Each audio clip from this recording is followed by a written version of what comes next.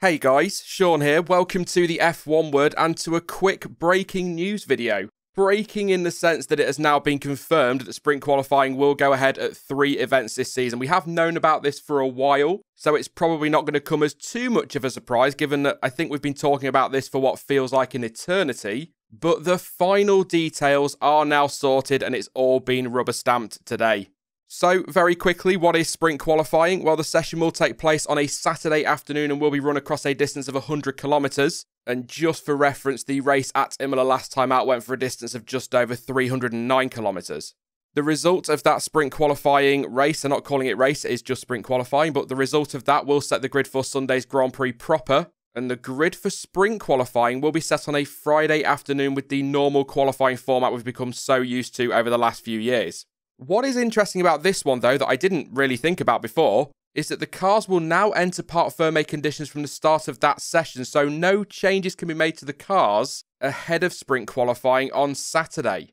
I suppose as well, they won't be able to change anything between the Friday qualifying and the sprint qualifying race on Saturday, so what's the point of practice 2? You're not going to be able to make any setup changes in that session at all, so is that just to keep people... I don't even know. And when it comes to practice, by the way, there will be a 60-minute session on both Friday and Saturday morning. So, to confirm, the weekend schedule will look like this. Friday morning, we'll see a 60-minute practice session take place, and that will be followed later that day with the qualifying, which again sets the grid for the sprint qualifying. Practice 2 will be on Saturday morning with sprint qualifying in the afternoon, and once again, that sets the grid for the race on Sunday, which will take place as normal. No changes to that at all. As for the other rules around sprint qualifying, points will be awarded for the top 3 finishers, with 3 points for P1, 2 for P2 and 1 for P3.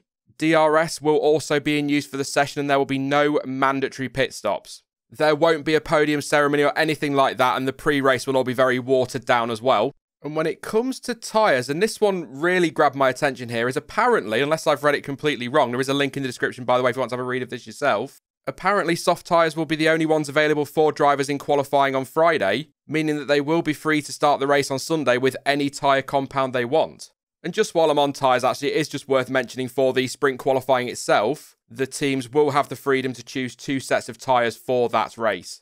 At time of recording, there is no official word on which circuits will trial the new format, with F1 officially stating that it will take place at 2 European venues and 1 non-European venue. However, as I'm sure many of you know by now, it has been previously rumoured that we would be seeing the quali races at Silverstone, Monza and Interlagos later this year.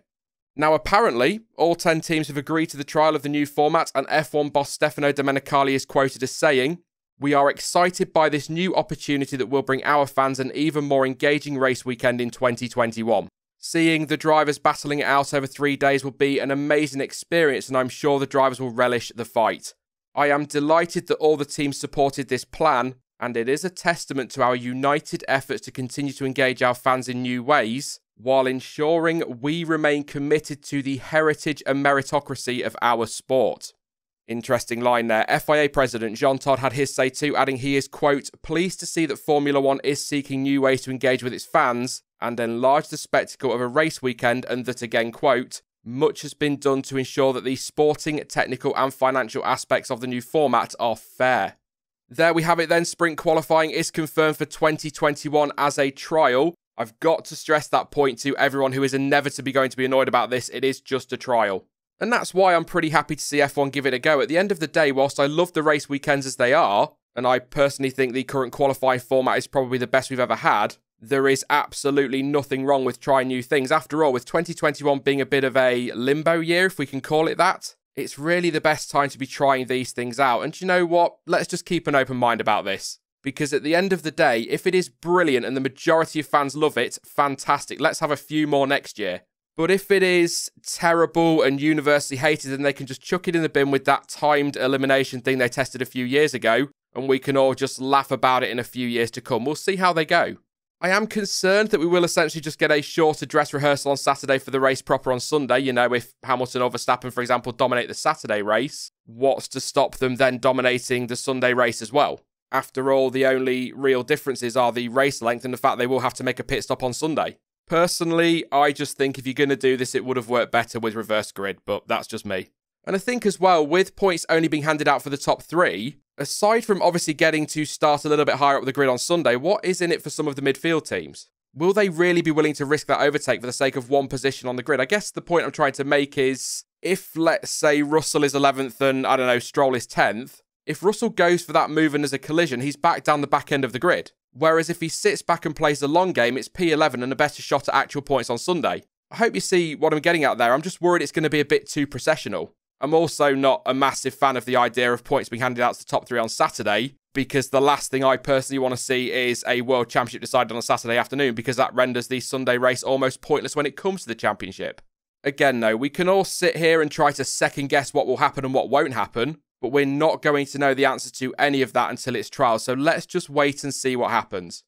That is it for this quick news reaction video, though, but you can let me know your thoughts on the new format down in the comments section. Are you all for it? Are you totally against it? Or like me, do you think it's worth giving it a go?